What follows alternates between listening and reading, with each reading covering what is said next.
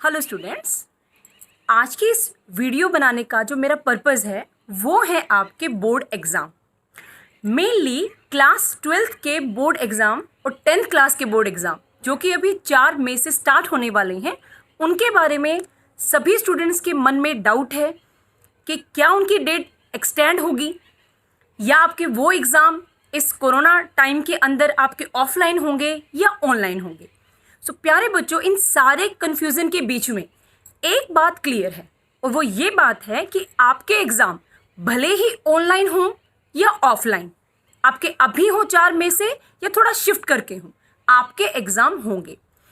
सो अगर हमारे एग्ज़ाम होंगे तो कैसे हम उनकी स्ट्रेटजी बनाएं कि हम इतने कम टाइम में उनको अच्छे से रिवाइज कर पाएँ।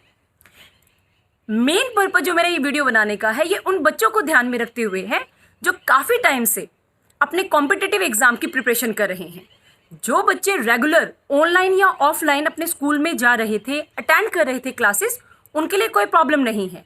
लेकिन जो बच्चे जैसे नीट की, पीएमटी की या किसी और कॉम्पिटिटिव एग्ज़ाम की प्रिपरेशन कर रहे थे, सो वो लोगों का मेन फोकस था अपने एमसीक्यू पार्ट पे, ऑब्जेक्टिव पार्ट पे।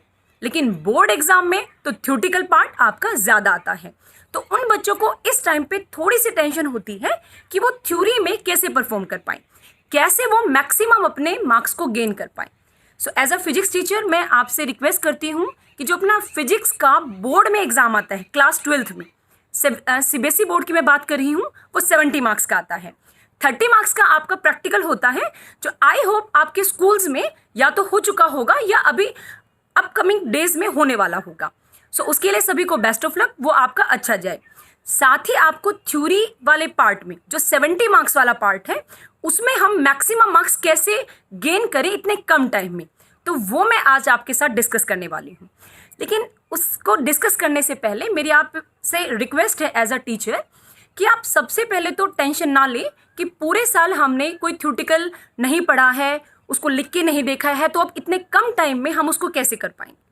सेकेंडली, आप अपनी हेल्थ का ध्यान रखें। आप अपनी प्रॉपर एक जो आपका स्लीपिंग पैटर्न है आप वो करें, अपने जो फूड है वो फूड हैबिट्स को अच्छा बनाएं, अच्छे से खाना खाएं, और साथ ही अब की बार जो एग्ज़ाम मार्च में होते थे वो आपके मई जून तक शिफ्ट हो चुके हैं, जो कि बहुत ज़्यादा समर टाइम होता है, गर्मी का टाइम।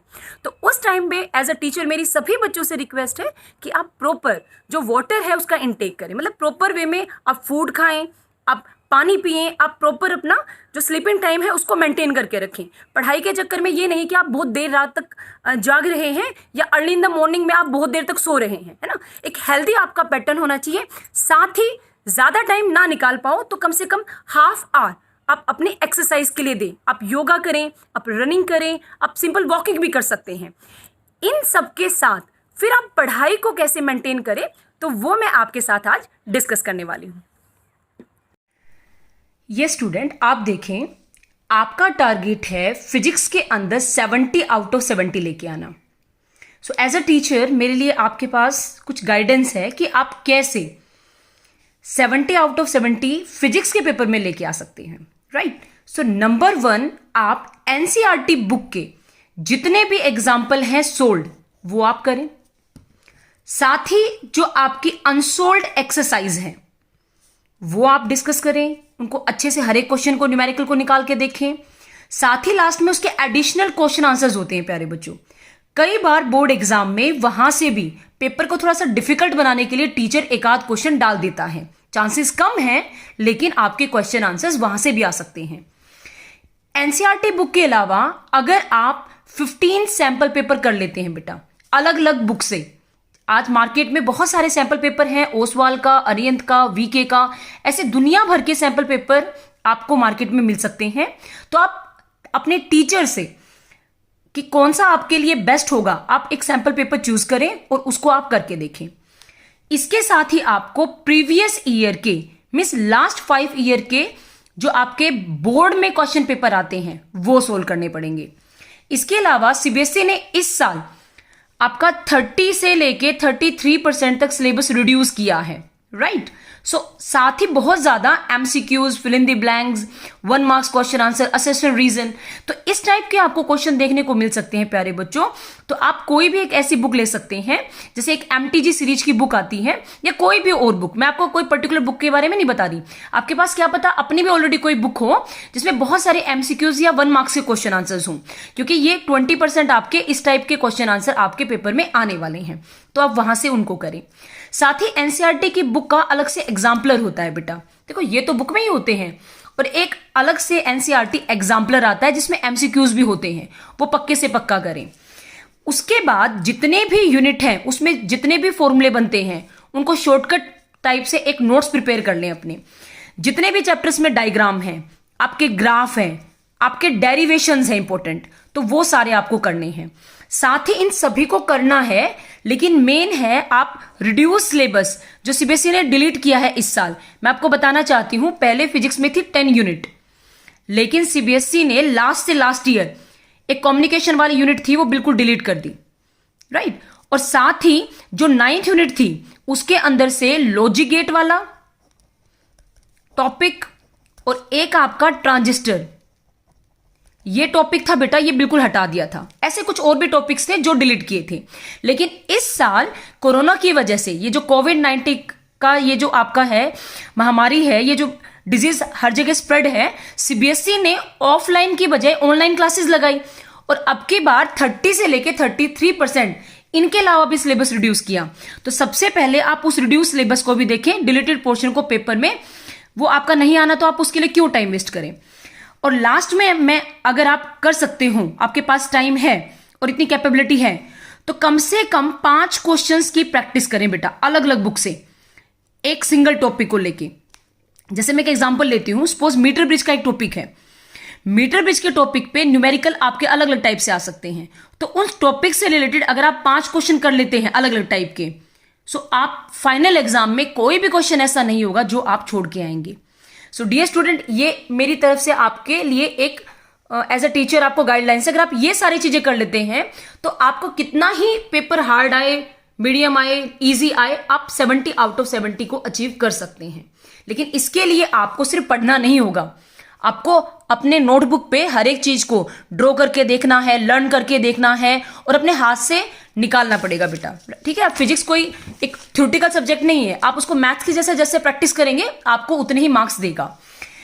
उसके बाद जैसे कि आपको पता है अपनी 9 यूनिट है बेटा, एक बच्चों ने कई बच्चों ने मेरे पास मैसेज किया था कि मैम कोई ऐसा शेड्यूल बताएं कि हम कम टाइम में सारा सिलेबस रिवाइज करें। तो देखो बच्चों, कल आपके पास है 13 अप्रैल और 30 अप्रैल तक का सपोज अपने पास टाइम है, तो टोटल डेज है 18। तो 18 दिन में हम फिजिक्स को कैसे करें, तो ये हो सकता है बेटा कि किसी बच्चे को कौन सी यूनिट इंपॉर्टेंट लगती है, इजी लगती है, डिफिकल्ट, हर एक स्टूडेंट टू स्टूडेंट ये वेरी करेगा। लेकिन ये जो मैंने लिखा है ये एक जनरल सर्वे है स्टूडेंट्स का, जो ऑलमोस्ट मैंने इतना मेरा टीचिंग एक्सपीरियंस है, अपने एक्सपीरियंस से बताती हूँ कि बच्चे को कौन सी यूनिट अच्छी लगती है, कौन सी मुश्किल लगती है, कौन सी इजी लगती है। हो सकता है कि जो जैसे एग्जाम्पल के तौर पे मैंने 3rd और 4th को डिफिकल्ट लिखा है, ये आपके लिए इजी हो, मैं वो नहीं कह रही, लेकिन मैक्सिमम स्टूडेंट का जो है वो मैंने आपके सामने रखा है। यूनिट फर्स्ट है अपनी इलेक्ट्रोस्टैटिक वाली, सेकेंड आपकी होती है करंट इलेक्ट्रिसिटी की, थर्ड आपकी है मैग्नेटिक इफेक्ट की, फोर्थ आपकी होती है अल्टरनेटिंग करंट, फिफ्थ आपकी है इलेक्ट्रोमैग्नेटिक वेव, सिक्स्थ है ऑप्टिक्स, सेवेंथ है ड्यूअल नेचर, एट्थ है एटम एंड न्यूक्लियाई, और नाइन्थ आपकी है सेमीकंडक्टर वाली। सो डियर स्टूडेंट, इन सबको कैसे आप डिस्ट्रीब्यूट कर सकते हैं डे वाइज। सो नंबर 1, अगर आप 18 डेज में कंप्लीट करना चाहते हैं तो आपको फर्स्ट यूनिट को बेटा जी 2 दिन देने पड़ेंगे मैक्सिमम। अगर आपने अभी तक कुछ भी नहीं किया तो 3 दिन दे, अदरवाइज मैं पहले आपको 18 डेज का बताती हूं। फर्स्ट यूनिट है वो 2 दिन में, सेकेंड भी 2 में, थर्ड भी और फोर्थ भी। फिफ्थ यूनिट आपकी ओनली 3 मार्क्स की आती है बेटा, मिनिमम मार्क्स, तो उसको आप एक ही दिन में करने की कोशिश करें। सिक्स्थ ऑप्टिक्स है, रे और वेव ऑप्टिक्स, वो आपकी मैक्सिमम मार्क्स की आती है, 16 मार्क्स की, ठीक है। तो उसको आप 3 दिन या ज्यादा से ज्यादा 4 दिन दे सकते हैं, तो 18 डेज के अकॉर्डिंग आप उसको 3 दिन ही दें। सेवेंथ और एट्थ ये थोड़ी इजी होती है, इनको आप 2-2 दिन भी दोगे तो आपका काम चलेगा। ऐसे ही जो आपकी लास्ट है सेमीकंडक्टर वाली, वो भी आप 2 दिन में करें, तो इधर वाले जब डिजिट का आप एडिशन करेंगे तो आपके पास 18 आएगा। लेकिन अगर आपको ये इतने दिन में नहीं कर पाए तो आप इसका सेकंड प्लान बी, कि आप हर एक यूनिट को इन स्टार्टिंग में इनको 3 दिन, इसको फिर से 1 दिन, ऑप्टिक्स को 4 दिन, और ये जो अपना ड्यूअल नेचर और जो अपनी एटम एंड न्यूक्लियाई है उनको 2-2 दिन, और सेमीकंडक्टर को 3 दिन। अगर आप ये वाले प्लान बी पे जाते हैं तो आप 24 डेज में कर पाएंगे।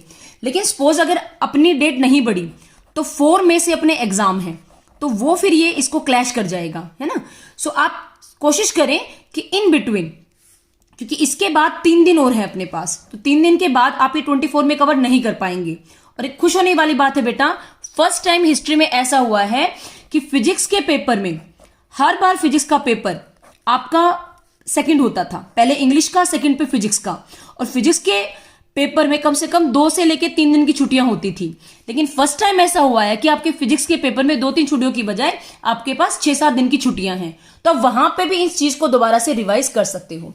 So thank you student, I hope आपने जो मेरे से फोन पे क्यूरी की थी मैंने उनके सबके आंसर देने की कोशिश की है। लेकिन फिर भी अगर आप चाहते हैं कुछ और मेरे से जानना, कुछ और प्लान, या आपको मैं क्या सजेशन दूं, तो आप प्लीज कमेंट बॉक्स में डालना, और मैक्सिमम इस वीडियो को शेयर करना ताकि जिस बच्चे को रियली में इस वीडियो की जरूरत है उस तक ये बात पहुंचे। थैंक यू बच्चों।